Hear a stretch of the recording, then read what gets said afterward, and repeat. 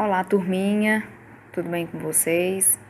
Eu espero que estejam bem, prontos aí para a gente prosseguir, né, na nossa matéria, para que a gente continue aí firmes e fortes, né, apesar de tudo isso estar acontecendo. A gente não pode desistir, né, no meio do caminho, e para a gente manter forte, né, a gente tem que ter perseverança, a gente tem que ter paciência, a gente tem que ter a fé de que tudo, né, vai acabar bem, de que tudo vai dar certo, tá? E para a gente iniciar, né, a nossa aula de hoje, eu quero falar isso para vocês, tá? O que precisar, eu vou estar aqui com vocês. Não desistem, né? Desistir não é o melhor caminho, não é a melhor solução, né? Em pensar que vocês já estão aí na metade do caminho, né? Então falta pouco para terminarem, tá? E para a gente conseguir, né, manter forte, né, manter firme, hoje nós vamos falar aí de um sistema muito importante, né, do nosso organismo, que é o sistema respiratório. Eu já disponibilizei para vocês os slides, né, na aula passada, e nessa aula eu vou passar o vídeo aula, né, dando continuidade, explicando, né, esses slides que foram passados, tá bom? Bom, para a gente começar, né, falar desse sistema respiratório, quando a gente entra, né, dentro desse sistema, a gente começa a entender o porquê que ele é tão importante, né, para a nossa sobrevivência, né, para o nosso organismo se manter vivo, né? O nosso sistema respiratório, ele é responsável, né, pela troca gasosa, né, pela compensação que tem pela entrada de ar, né, no caso, pela entrada do oxigênio, que é super vital, né, para nós, que é super importante para a nossa manutenção, né, das nossas células, para a sobrevivência do nosso corpo, tá? E também ele é responsável também pela eliminação, né, do dióxido de carbono, né, que ele em grande quantidade no nosso organismo, ele acaba sendo nocivo, tá? Então ele se torna sendo como se fosse um elemento, né, uma substância tóxica, né, para o nosso organismo quando em grande quantidade, tá? Então, o sistema, né, respiratório, quando está na sua função normal, né, adequada, a sua importância, né, a sua função principal é isso, é tirar, né, todo aquele CO2 que está acumulado, né, que para não deixar, né, acumular dentro do nosso organismo e causar uma intoxicação, né, por dióxido de carbono, e trazer, né, o oxigênio, né, que é limpo, que é saudável para o nosso organismo, tá? Então, a sua função principal é isso, é manter, né, o estado normal, a entrada de oxigênio e a saída, né, do CO2, tá? O nosso sistema respiratório, né, ele é composto pelo pulmão, né, que nós temos 2 pulmões, e as vias aéreas, né, que dentro dessas vias aéreas nós temos as fossas nasais, né, as faringe, a laringe, traqueia, brônquios, bronquíolos e até chegar, né, que é a última estrutura, né, do nosso sistema respiratório, que são os alvéolos, tá? É nesses alvéolos que vão acontecer, né, a troca gasosa, que vai entrar o oxigênio e sair o CO2, tá? Aquela circulação, né, sanguínea que passa por ali, que vai estar fazendo essa troca de oxigênio, de CO2, né, para oxigênio, tá bom? Vamos começar então aí falando dos pulmões, né, o mediastino e o espaço pleural, tá? Que tá tudo aí posicionado, né, dentro do nosso gradil costal. Gradil costal é essa parte, né, das nossas costelas que fazem essa proteção, né, da nossa região, do nosso coração e também dos nossos pulmões, tá? Aqui, posicionando dentro do gradil costal e protegido por ele, os pulmões localizam-se em ambos os lados do tórax, tá? Então, a gente tem o pulmão esquerdo e também o pulmão direito, tá? Os dois são essenciais, ok? Essas estruturas esponjosas, né, cheias de ar, são presas ao corpo apenas pelo ligamento pulmonar no mediastino, tá? Esse ligamento, né, pulmonar, no caso, seria a traqueia.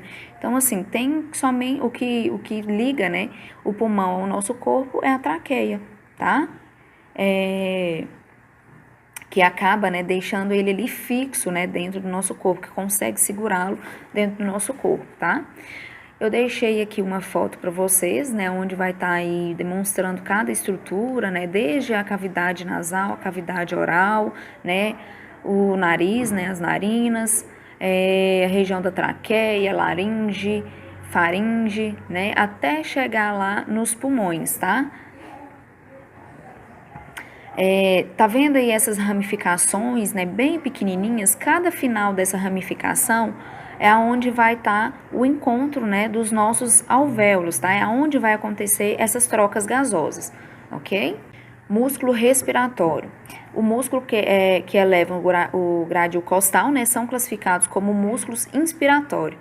O principal músculo, né, envolvido no processo da inspiração é o diafragma.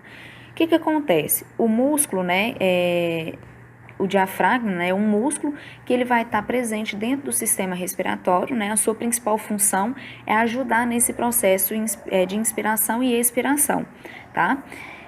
No processo de inspiração, ele precisa, né, ser contraído, tá, para diminuir o seu espaço, né, que é tomado e aumentar a cavidade, né, na nossa região do tórax, para aumentar ali o espaço para esse pulmão ele conseguir expandir, tá?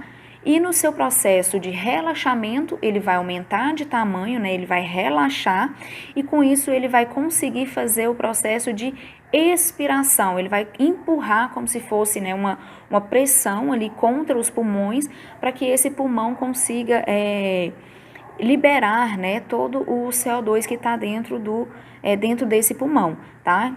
Então, vamos lá. Voltando aqui, tentando recapitular. O diafragma, quando ele tem o seu movimento de contração, ele vai contrair. Quando a gente contrai o músculo, ele acaba se diminuindo o seu tamanho normal, né? Quando ele diminui o seu tamanho normal, ele vai sobrar, né, dentro desse tórax, vai sobrar um maior espaço, né, para esse pulmão entrar em seu processo de dilatação, né, e fazer esse processo de inspiração. Por quê? Porque quando a gente está inspirando, a gente aumenta, né, o espaço desse pulmão, né, quando ele se enche de oxigênio, né, a gente enche o peito de ar, né, enche o pulmão de ar.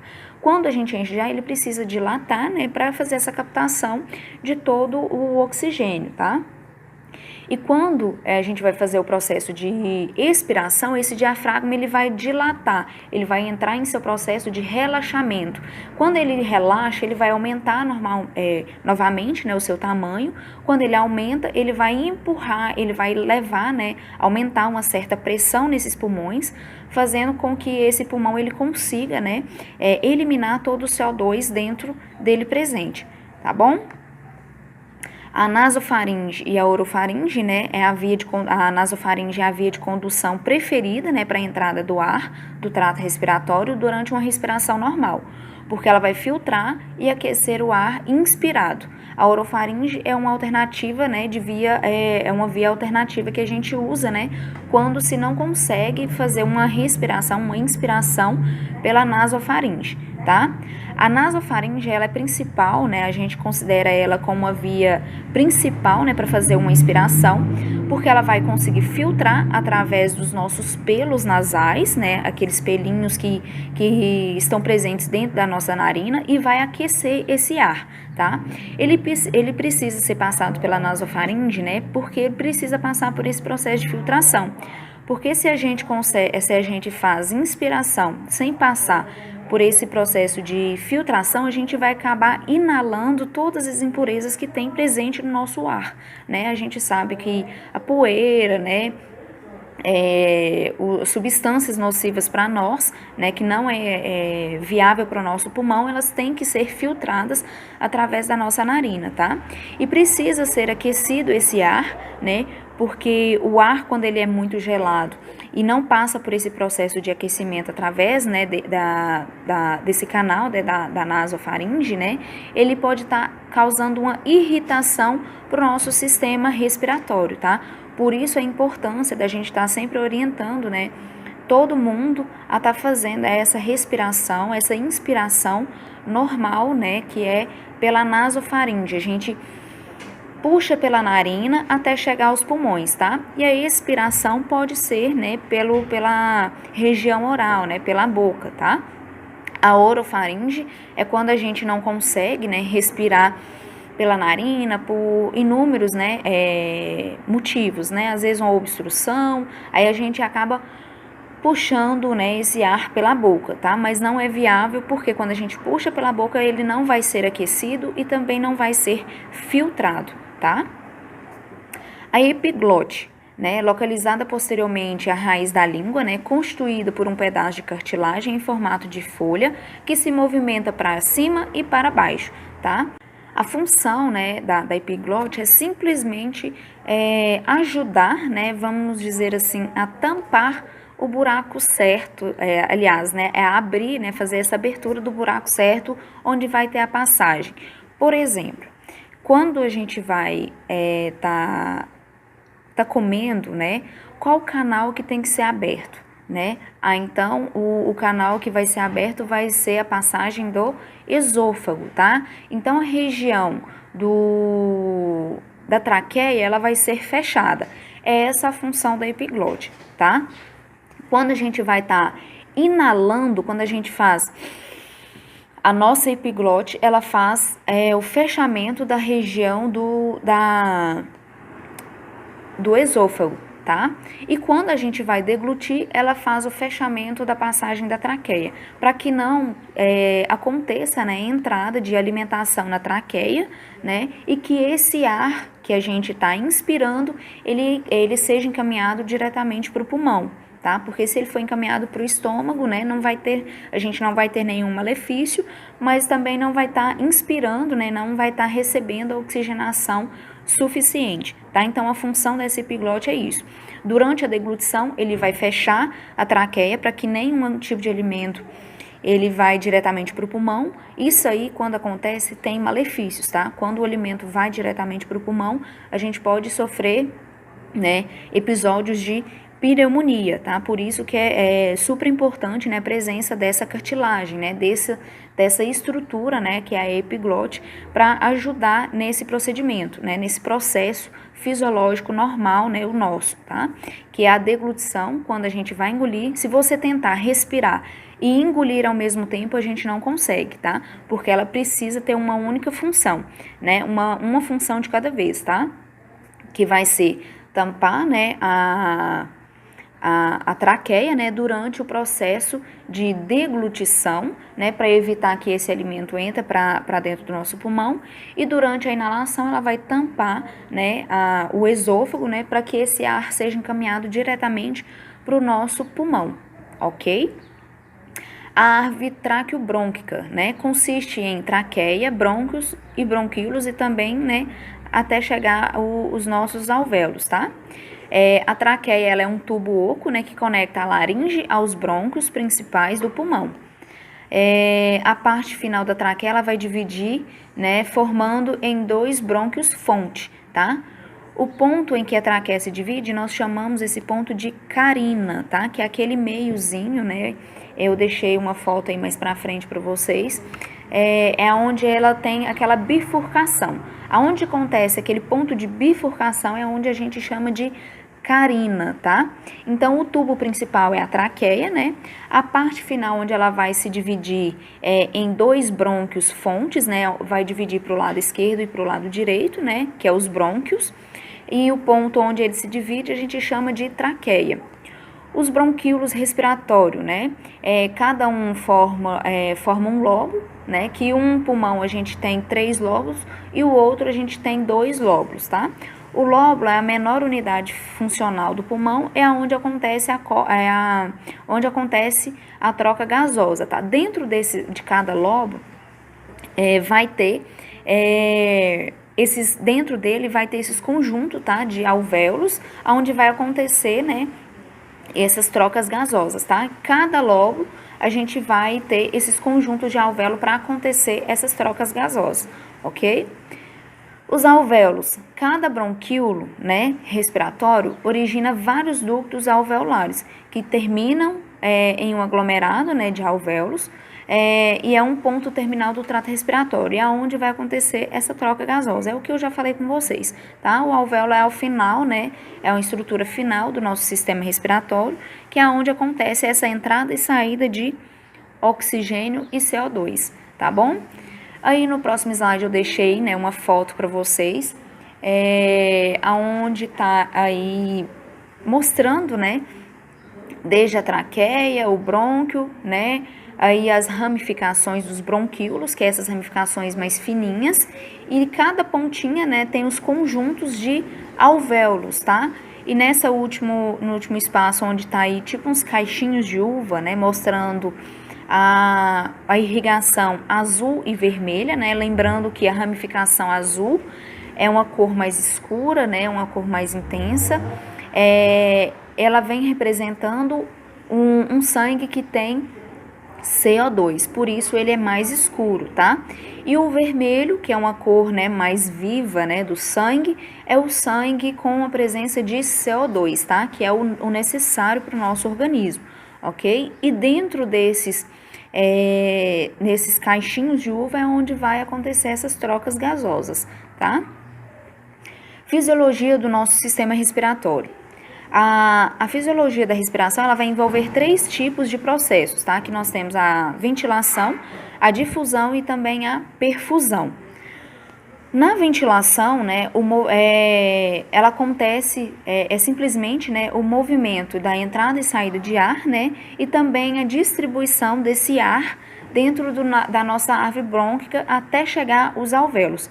A ventilação é simplesmente a entrada e a saída de ar, né, e até mesmo a distribuição de todo esse ar dentro do nosso sistema respiratório, tá? A difusão já vai ser a passagem, né, de CO2 para fora, né, e a entrada de oxigênio através da membrana, né, alvéolo capilar, tá? A perfusão é a passagem de sangue pelos capilares alveolares, né, para a troca gasosa com o ar que está dentro dos alvéolos, tá?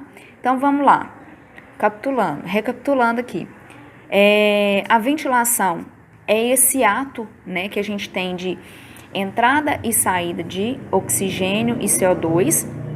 A difusão é a troca em si, né? Ali a difusão ele vai entrar O2 e sair CO2. E a perfusão é quando tem esse sangue passando ali nesses alvéolos, né? Para estar conseguindo fazer essa troca gasosa, tá? Então, nós temos perfusão nesses alvéolos, né, para acontecer essa troca gasosa, assim como a gente tem a perfusão dos nossos membros, né, nossos dedos, né, os membros periféricos, aqui que é a perfusão periférica, né, no caso, se você apertar os dedos, né, e soltar, você vê que vai ter perfusão. Por quê? Vai estar chegando sangue. Se diminuir perfusão, é sinal que está diminuído, né, a circulação sanguínea naquela região, tá? Por isso que a gente fala a perfusão diminuída, né? Então, é quando diminui a quantidade sanguínea, né, a circulação sanguínea naquela região, tá? Aqui tem uma outra foto que eu deixei para vocês, né, mostrando aí novamente, né, esse conjunto, né, de alvéolos, né, e esse sangue circulando aí, né, demonstrando a perfusão, tá? Esse sangue representado, né, por vermelho é o sangue com oxigênio e representado pelo o azul é o sangue, né, com a presença de CO2, tá?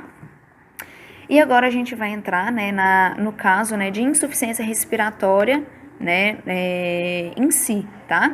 A insuficiência respiratória, né, a incapacidade do sistema respiratório, né, de manter essa ventilação e oxigenação do nosso sistema, né, como um todo, tá? A incapacidade de manter as trocas gasosas, né, quando tem algum problema que a gente não consegue manter essa troca gasosa eficaz, né? Ela não vai conseguir absorver oxigênio e também não consegue eliminar o gás carbônico, tá? Essa insuficiência respiratória, ela é considerada uma síndrome complexa e multifatorial, né? Complexa porque ela é agravada, né? Então, assim, ela é de intensidade, né? Ela é de grande intensidade quando tem a sua presença no nosso organismo, tá? E multifatorial porque pode ser vários fatores que podem fazer com que aconteça essa insuficiência respiratória, tá? Quanto à velocidade da instalação dessa insuficiência respiratória, vamos ter insuficiência respiratória aguda, crônica e a crônica agudizada, tá? A aguda, nós vamos ter ela de forma rápida, manifestações clínicas mais intensas, né, mais graves, os sinais e sintomas mais fortes, né, mais presentes nesse paciente, e vai apresentar alterações gasométricas, tá? Essa alteração gasométrica é um exame, né, que a gente chama de exame de gasometria, em que a gente faz no paciente, que a gente vai avaliar o grau, né, de oxigenação, o grau de CO2, né, entre outros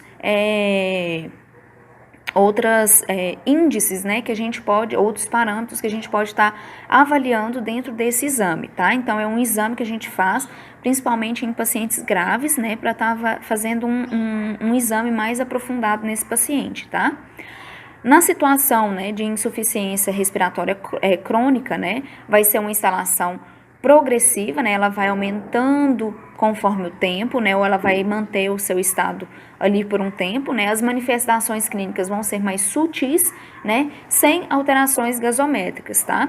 Por exemplo, né, aí uma DPLC, né, o paciente pode estar apresentando aí uns sintomas crônicos, né, vai perdurar por anos, né, até o fim da vida desse paciente, tá? A crônica agudizada, é uma instalação crônica, porém com crises agudas. Um bom exemplo aí são as bronquites, né? As bronquites asmáticas, tá? Que ela vai ter uma perduração, né, crônica, o paciente vai estar ali com essa insuficiência respiratória, porém vai ter algumas crises que vai se apresentar de forma aguda, tá? Agora a gente vai entrar aí na classificação, né, da insuficiência respiratória. Insuficiência respiratória ventilatória, tá? O paciente ele vai apresentar, né? Ele pode apresentar essa insuficiência respiratória devido, né, a uma alteração neurológica, muscular, obstrução das vias aéreas e impossibilidade, né, do próprio parênquima pulmonar de se distender, tá? Então, é quando tem alguma alteração neurológica, por exemplo, o paciente ele está inconsciente, né, ou ele está em seu estado de coma, ele não consegue fazer esse processo de inspiração e expiração, tá? Algum processo, por exemplo, se ele tem algum fator, alguma alteração na musculatura do diafragma, por exemplo, né? Então, esse paciente ele não vai conseguir fazer, né, de forma eficaz o processo de inalação e expiração. Alguma obstrução, ele não consegue ter entrada e saída de ar, né, para fazer essa oxigenação adequada desse sistema, tá? Isso aí a gente coloca como insuficiência respiratória ventilatória, tá? É devido ao processo de ventilação ineficaz, tá? Insuficiência respiratória hipoxêmica ou alvéolo capilar. É um desequilíbrio, né, entre a ventilação e a perfusão, tá? Redução da permeabilidade da estrutura nas quais ocorrem as trocas gasosas, tá? A gente vai ter alguma alteração, né, acontecendo ali nos nossos alvéolos, tá? A hipoxemia vai acontecer quando a pressão parcial, tá? Vai ser menor ou igual a 80 milímetros de mercúrio. Isso aqui a gente pode conseguir dentro daquele exame que eu falei com vocês, né? O exame de gasometria, tá? Saturação vai ser menor, né, ou igual a 90%, tá? Isso aqui são sinais clínicos, né, que um paciente vai estar apresentando, né, quando ele está em estado de hipoxemia. Hipoxemia é quando a gente tem um baixo nível de oxigênio, né, no nosso organismo, tá? Então, ele está abaixo do nível normal. E a hipercapnia é quando a pressão parcial, né, ela vai estar maior ou igual ao nível de 45 milímetros de mercúrio. Também a gente consegue avaliar através de um exame de gasometria, tá? E a hipercapnia é um aumento, né, do nível de CO2, tá? Da nossa corrente sanguínea. Do ponto de vista clínico gasométrico, né, duas situações básicas que a gente pode encontrar. Uma hipoxemia com hipercapnia, o que é isso? A gente vai ter uma baixa oxigenação e um excesso de CO2 dentro desse organismo, dentro dessa corrente sanguínea, tá? Então, para a gente ter, dentro desse ponto de vista gasométrico, né, hipoxemia com hipercapnia, a gente vai ter uma pressão parcial menor ou igual a 80 milímetros de mercúrio, a saturação dele vai estar menor ou igual a 90, né, por cento, e pressão parcial, né, de CO2 vai estar maior ou igual a 45. Então, ele vai apresentar um baixo nível de oxigênio e um aumento, né, do nível de CO2 presente, tá, dentro dessa corrente sanguínea, né? E a gente pode encontrar também, né, a hipoxemia sem hipercapnia. O que é isso? A gente vai ter uma baixa oxigenação, porém o seu nível, né, de CO2 vai continuar estável, só a oxigenação que vai estar diminuída, tá? O quadro clínico, né, que um paciente com insuficiência respiratória vai estar apresentando, os sinais, né, que esse paciente ele vai estar apresentando com insuficiência respiratória, né, vai ser dispneia, que é aquela dificuldade de respirar, né, uma necessidade, você vê que ele está forçando para respirar, né, a taquicardia, que é um aumento, né, ali dos batimentos cardíacos, né, uma cianose, que é aquele arroxeamento, né, tanto das extremidades ou também, né, da face, né, que pode estar apresentando, é um sinal que esse paciente ele está em insuficiência respiratória. Manifestações neurológicas, tá? O paciente ele vai estar mais sonolento, o paciente ele pode estar mais enfraquecido, tá? Ele pode apresentar até mesmo uma perda de consciência se caso ele tiver uma insuficiência respiratória mais agravada, tá? Ele pode entrar em seu estado de coma, né? E também pode chegar até a morte, tá? Então, por exemplo, em pacientes com obstrução, né, das vias aéreas, se a gente não conseguir fazer essa desobstrução das vias aéreas, né, esse paciente ele pode chegar até a morte, tá? Porque ele não vai ter uma ventilação, né, eficiente e vai faltar a oxigenação para esse organismo, tá? Sinais e sintomas da hipoxemia, do baixo nível de oxigenação dentro do nosso organismo. Na fase inicial, o paciente ele vai apresentar uma confusão mental, ele vai ter, sem saber onde ele está, o que está acontecendo, né? Ele vai ficar inquieto, né? Sempre agitado. Agressividade, tem alguns pacientes que apresentam mais agressivos, né? Quando se tem essa hipoxemia. Incoordenação muscular, ele vai sentir fraquezas, né, no seu organismo. Taquicardia, né, para tentar compensar ali essa falta de oxigenação, né? Então o seu corpo ele vai tentar bater esse coração, né, de uma forma mais acelerada para tentar compensar essa falta de oxigenação, tá? Então o coração ele acelera, né, os seus batimentos cardíacos, os seus batimentos normais, ele vai acelerar para tentar jogar o máximo de sangue possível naquelas regiões onde está fazendo, né, onde está tendo a falta de oxigenação, tá? Mas se não conseguir reverter essa insuficiência respiratória, né, vai ser agravado e não vai adiantar essa taquicardia, né? Vai chegar uma hora que mesmo tendo essa compensação, né, essa taquicardia acontecendo, vai faltar oxigenação, tá? Porque ele vai estar usando ali simplesmente o que tem ainda dentro da corrente sanguínea. Vai chegar uma hora que essa oxigenação pura vai acabar, né? Porque não está entrando novo ar dentro desses pulmões, né? Para acontecer essa troca, tá? E também uma hipertensão arterial, porque com a taquicardia, né, vai ali aumentar essa pressão arterial, né, desse paciente, tá? Nas fases avançadas vai ter a taquicardia e a cianose, tá? Então, quando se tem uma cianose, a presença de cianose, né, é considerado já uma fase mais intensa, uma fase mais avançada, né, da insuficiência respiratória. Os sinais e sintomas de uma hipercapnia, né, a gente vai ter aí a sonolência, né, desorientação desse paciente, ele também vai estar bem confuso, né, ele vai estar desorientado, né, do seu estado normal.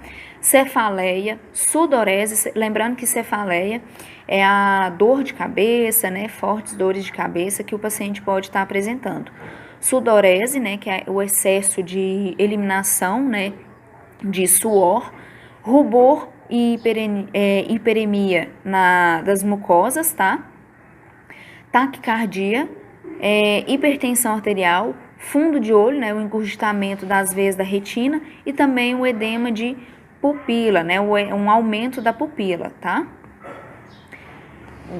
O diagnóstico, a gente consegue, né, detectar essa insuficiência respiratória, né, através da história clínica desse paciente, se é por uma obstrução clínica, obstrução, né, das vias aéreas. Então a gente precisa saber o que está acontecendo. Se ele é um paciente com DPLC, né, que é uma doença de obstrução crônica, né, um exame físico a gente precisa realizar nesse paciente. Os exames complementares, né, que quem vai fazer a solicitação desses exames, né, é o médico, tá? Que é através da gasometria arterial, né, e o raio-x de tórax, tá? Para hoje, a gente vai ficar por aqui, né? A gente vai ver então somente até os diagnósticos, né? Como que a gente vai conseguir detectar essa insuficiência respiratória, e na próxima aula a gente já vai entrar nas doenças em si, né, que vai apresentar o nosso sistema respiratório e que vai estar causando uma insuficiência respiratória, tá? Que é aquele caso lá dos multifatoriais, né, que vários fatores podem estar ocasionando uma insuficiência respiratória, tá? Aí por hoje é isso, né? A gente viu aí sobre as estruturas, as funções dessas estruturas, né? E em si o que é uma insuficiência respiratória e como a gente consegue detectar a insuficiência respiratória, tá bom? Então, gente, fiquem com Deus, né? Por hoje é só. E qualquer dúvida que tiverem, podem entrar em contato comigo, eu vou estar à disposição de vocês e aguardo vocês para a próxima aula, tá bom? Um beijo, fiquem com Deus, tchau, tchau e até a próxima.